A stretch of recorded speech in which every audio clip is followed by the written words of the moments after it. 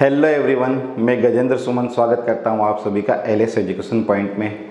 हम पढ़ रहे हैं जनरल साइंस और जनरल साइंस में पिछले वीडियो में हमने बात की थी समतल दर्पण से प्रतिबिंब निर्माण कैसे होता है तथा इस प्रतिबिंब में क्या क्या विशेषताएं होती है उनके बारे में। आज की इस वीडियो में हम बात करेंगे प्रतिबिंब किसे कहते हैं, यह कितने प्रकार के होते हैं तथा इनकी क्या क्या विशेषताएँ होती है। तो आइए देखते हैं। सबसे पहले बात करें प्रतिबिंब।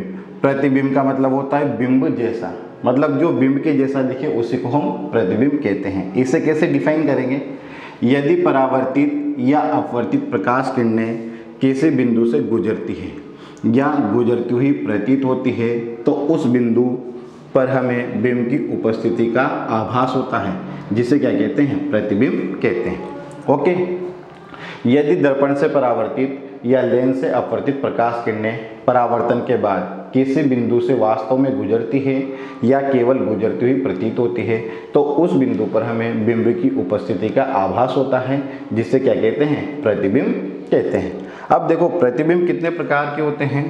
प्रतिबिंब दो प्रकार के होते हैं। एक तो होता है आभासी प्रतिबिंब, एक होता है वास्तविक प्रतिबिंब। ओके।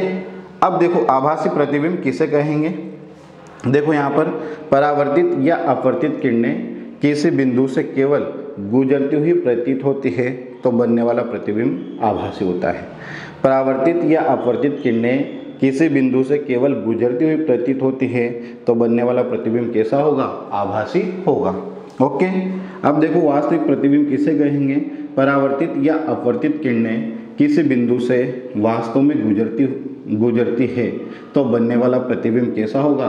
वास्तविक होगा। ओके। इसके बाद देखो, आभासी प्रतिबिंब को पर्दे पर प्राप्त नहीं किया जा सकता, जबकि वास्तविक प्रतिबिंब को पर्दे पर प्राप्त किया जा सकता है। इसके बाद बिंब के सापेक्ष सदैव सीधा बनता है। जो आभासी प्रतिबिंब बनता है वो बिंब के सापेक्ष कैसा बनेगा? सदैव सीधा बनेगा। और जो वास्तविक प्रतिबिंब होता है वो बिंब के सापेक्ष सदैव उल्टा बनता है। ओके। अगला है, इसकी ऊंचाई व आवर्धन धनात्मक होता है। अगर कार्तीय चिन्ह परिपाटी से चलें तो जो आभासी प्रतिबिंब होते हैं वो सीधे होते हैं, और सीधे प्रतिबिंब की ऊंचाई कैसी होती है? धनात्मक होती है। सीधे प्रतिबिंब का आवर्धन कैसा होता है? धनात्मक होता है। ओके। सीधे प्रतिबिंब की ऊंचाई धनात्मक और आवर्धन धनात्मक होता है। मतलब आभासी प्रतिबिंब की ऊंचाई व आवर्धन कैसा होता है? धनात्मक होता है।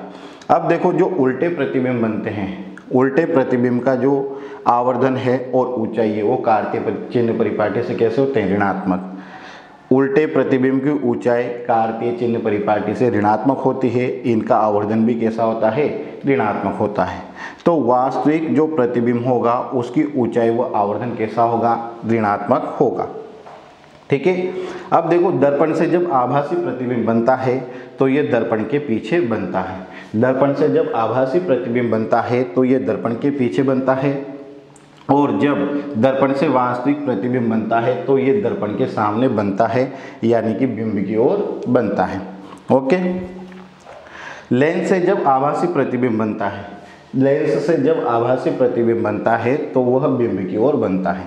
जैसे ये लेंस है, ठीक है, यहाँ बिंब रखा है। जब इससे आभासी प्रतिबिंब बनेगा तो ये किधर की ओर बनेगा? बिंब की ओर ही बनेगा। किधर की ओर बनेगा? बिंब की ओर ही बनेगा। लेंस से बनने वाला वास्तविक प्रतिबिंब लेंस के दूसरी ओर बनता है। अब देखो, यहाँ पर ये बिंब है। अब इससे जब वास्तविक प्रतिबिंब बनता है, इससे जब वास्तविक प्रतिबिंब बनता है, किससे? लेंस से।